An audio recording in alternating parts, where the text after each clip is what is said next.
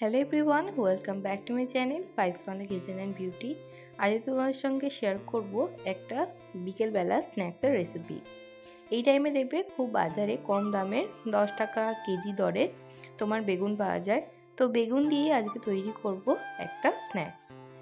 তো খুব সহজেই খুব তাড়াতাড়ি এই স্ন্যাক্সটা তোমরা খুব সহজেই তৈরি করে নিতে পারবে।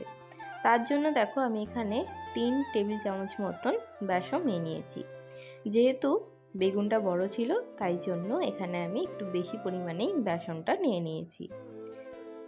যখন তোমার শীত থেকে গরমে যখন এই সিজন চেঞ্জের সময় দেখবে খুব ভালো পরিমাণে বেগুনটা হয়ে থাকে।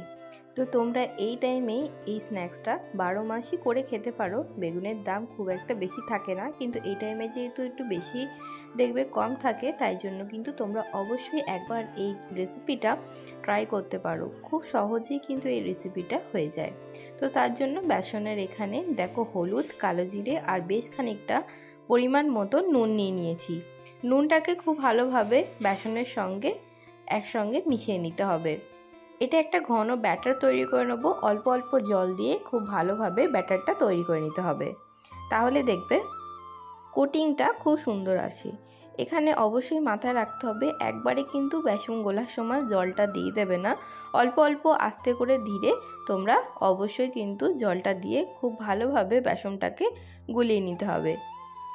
আমাদের বাড়িতেও কিন্তু একটা বেগুন গাছ আছে। তোমরা দেখবে অল্প জায়গা নিয়ে এই বেগুন গাছগুলো হয় আর প্রচুর ফলন হয় বলে এই জিনিসটা তোমরা 12 মাসই কিন্তু করে খেতে পারো। যারা তোমরা নতুন নতুন রান্না শিখছো তারাও কিন্তু এরকম রেসিপি বাড়িতে হামেশা ট্রাই করতে পারো। খুব সহজে চটজলদি হয়ে যায় বলে এই রেসিপিটা খুব সহজেই তোমরা বাড়িতে করে নিতে পারবে। একেবারে দোকানের স্বাদের মতন তোমরা পেয়ে যাবে বেগুনি। তো আজকের রেসিপি হলো বেগুনি। তো বেগুনিটা আজকে একটু অন্যরকম কাটিং করে করব। এটা কিন্তু তোমার শীতকালে দেখবে চা কিংবা কফি কিংবা মুড়ির সঙ্গে তোমরা অবশ্যই কিন্তু ট্রাই করতে পারো। জলখাবারেও কিন্তু এটা তোমরা ট্রাই করতে পারো, আর খুব বেশি টাইম লাগে না। অল্প টাইমের মধ্যে খুব তাড়াতাড়ি একটা ভালো স্ন্যাক্স কিন্তু তৈরি হয়ে যায়। তো বেসনটা যখন আমি গোলাচ্ছিলাম অল্প অল্প জল দিয়ে একটু মোটা করেই ব্যাটারটাকে তৈরি করেছি। অল্প অল্প জল দিয়ে অবশ্যই কিন্তু ব্যাটারটা তৈরি করে নিতে হবে, তাহলেই তোমাদের এই থিকনেসটা চলে আসবে। নিরামিষের দিনেও কিন্তু এই রেসিপিটা ট্রাই করা যেতে পারে। তোমরা খিচুড়ির সঙ্গেও কিন্তু এই রেসিপিটা ট্রাই করতে পারো। দেখবে খিচুড়ির সঙ্গে বেগুন ভাজা বা বেগুনি কিন্তু অবশ্যই একটা থাকলে দেখবে খিচুড়ির টেস্টটা কিন্তু আরও বেশি বেড়ে যায়। দেখো আমার বেসনটা ভালোভাবে গোলানো হয়ে গেছে। ঠিক দেখো গায়ে লেগেও থাকবে এবং পড়েও যাবে সেরকম ব্যাটার কিন্তু তৈরি করে নিতে হবে। দেখো এইভাবে কিন্তু তুলে দেখে নেবে যে ব্যাটারটা দেখো গায়েও লেগে আছে এবং পড়েও যাচ্ছে। ঠিক সেই রকম অনুযায়ী ব্যাটারটা কিন্তু তৈরি করে নিতে হবে। তখনই বুঝে যাবে যে ব্যাটারটা আমাদের একেবারে রেডি হয়ে গেছে। যেহেতু এটা নিরামিষ রেসিপি, অবশ্যই কিন্তু নিরামিষ যারা আছো তারাও কিন্তু এটা খেতে পারো। ব্যাটারটা তৈরি করার পর আমি এখানে ভালো জাতের বেগুন নিয়ে নিয়েছি। আগেই তোমাদের সঙ্গে বললাম যে বেগুন যদি তোমার এই টাইমে একটু কম দামে পাওয়া যায়, দেখবে টমেটো এই টাইমে কম দামে পাওয়া যায়।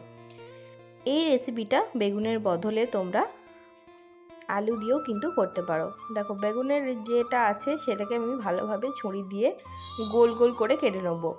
লম্বা করেও কাটতে পারো, কিন্তু আমি এখানে সুবিধার্থে যারা নতুন রান্না করছো তারা কিন্তু এই রেসিপিটা এরকমভাবেই কেটে নেবে। যারা কাটতে জানো না তারাও কিন্তু ছুরির সাহায্যে এইভাবে কিন্তু আস্তে আস্তে কেটে নেবে, তাহলেই দেখবে গোল মতন হয়ে যাচ্ছে। যেহেতু এটা বেগুন ভিতরে পোকামাকড় থাকতে পারে, তাই জন্য মধ্যেখান থেকে কেটে ভালোভাবে দেখে নিলাম যে ভালো আছে কি না। দেখো এখানে বোটাটাও কেটে নিচ্ছি। তো একে একে ভালোভাবে গোল গোল করে পিস করে নেব। যারা সরু চাকলি করতে চাইছো তারা এরকম বোটার সাহায্যেও কিন্তু তেলটাকে ব্রাশ করে নেবে।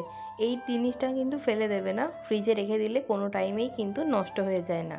দেখো গোল গোল করে আমি ভালোভাবে বেগুনির যে বেগুনটা আছে সেটা কেটে নেব।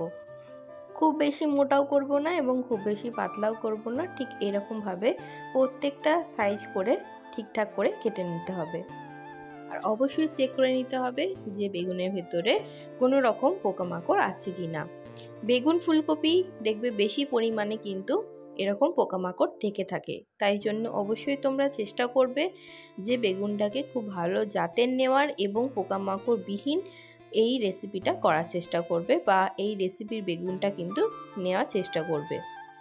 তো বেগুন দেখবে খুব সহজেই কালো হয়ে যায়, তো সঙ্গে সঙ্গে রাখবে, সঙ্গে সঙ্গে কালো হয়ে যাবে। তার জন্য কি করতে হবে বলো তো, বেগুনটাকে না সামান্য জলে হলুদ আর নুন দিয়ে ভিজিয়ে রাখতে হবে। দেখো মোটামুটিভাবে আমাদের বেগুনের যে বেগুনিটার যে সাইজ আছে সেটা আমি কেটে নিচ্ছি খুব পাতলা করে। তো তোমরা দেখো আমি এখানে কেটে নিয়েছি। তোমরাও ঠিক নতুন রান্নার ক্ষেত্রে বা নতুন রাঁধুনিরা এরকমভাবেই কেটে নেবে। লম্বা করে কাটার পরিমাণটা দেখবে একটু বেশি মতন ট্যাড়া ব্যাঁকা হয়ে যায়, কিন্তু গোল করে কাটলে কোনো রকম এই সমস্যাটা হয় না। দেখো এখানে আমি কোনো রকম জল দিয়ে তোমার ডুবিয়ে রাখিনি, তোমরা চাইলে অবশ্যই কিন্তু জল দিয়ে ডুবিয়ে রাখতে পারো। এই টাইমে যেটা কাজ করতে হবে সেটা হলো হলুদ আর নুনটাকে মাখিয়ে রাখতে হবে। এরপরে কড়াইয়ের মধ্যে বেশ খানিকটা যে রিফাইন অয়েল, এটা সর্ষের তেলেও করা যায় কিন্তু রিফাইন অয়েলে করলে একটু বেশি পরিমাণে ভালো। দেখো এইবারে যখন ভালোভাবে তেলটা হিট হয়ে যাবে তখন বেগুনটাকে ঠিক এরমভাবে নাড়িয়ে আবার নাড়িয়ে দেখো ভালোভাবে কোটিং হয়ে যাচ্ছে। একটুখানি ঘষে নিয়ে তারপরে হালকা করে ছেড়ে নিলেই দেখবে বেগুনের গায়ে সমস্ত ব্যাটারটা লেগে গেছে। আর একবার দেখিয়ে দিচ্ছি, দেখো বেগুনটাকে আমি নাবিয়ে এরকম করে একটুখানি ঘষে নেব, তাহলেই দেখবে যে বেগুনের গায়ে ভালোভাবে কোটিংটা লেগে গেছে। তো একে একে সমস্ত দিয়ে দেবো বেগুনিগুলো, তাহলেই দেখবে আস্তে ধীরে একদম প্রথমে তেলটাকে হিট করে নিয়ে তারপরে কিন্তু বেগুনিগুলোকে লো ফ্লেমে ছেড়ে আস্তে ধীরে ভেজে নিতে হবে, তাহলেই দেখবে এই রেসিপিটা খেতে কিন্তু খুবই সুন্দর হয়। আর অবশ্যই তোমরা চা কিংবা কফির সঙ্গে একবার হলেও এই রেসিপিটা ট্রাই করতে পারো। খুব সহজে এই রেসিপিটা হয়ে যায়। আর আস্তে ধীরে লো ফ্লেমে এটাকে ভেজে নেবে। যখন তোমাদের মনে হবে যে ভাজা হয়ে গেছে তখন তারপরে তুলে নিয়ে এক পিঠটা উল্টে দেবে। দেখো আমি এখানে আস্তে ধীরে উল্টে নিচ্ছি, দেখো এরকম করে করে উল্টে নিচ্ছি। প্রত্যেকটাই কাজ কিন্তু আস্তে ধীরে করতে হবে।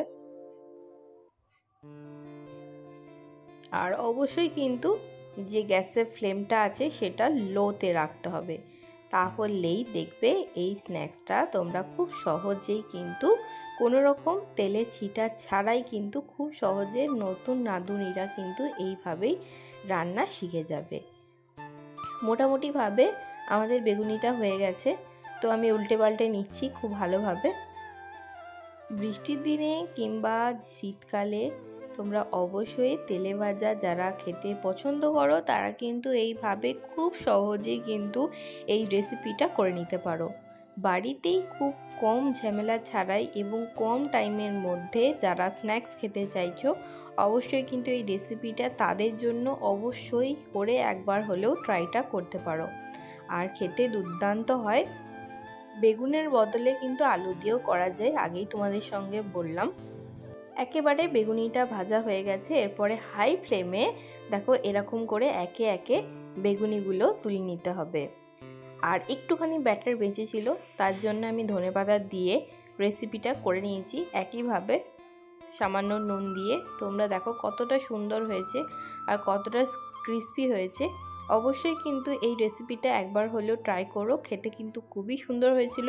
যদি এই রেসিপিটা ভালো লেগে থাকে অবশ্যই আমার চ্যানেলটাকে সাবস্ক্রাইব করে দিও এরকম নতুন নতুন ভিডিও দেখবার জন্য। আগের ভিডিওতে অনেক রকমের রেসিপি তোমাদের সঙ্গে শেয়ার করেছি খুব সহজ উপায়ে। অবশ্যই কিন্তু দেখতে থাকো এবং ফলো করতে থাকো। কেমন লাগলো অবশ্যই তোমরা কমেন্ট করে জানিও। আজকের জন্য এটুকুনি।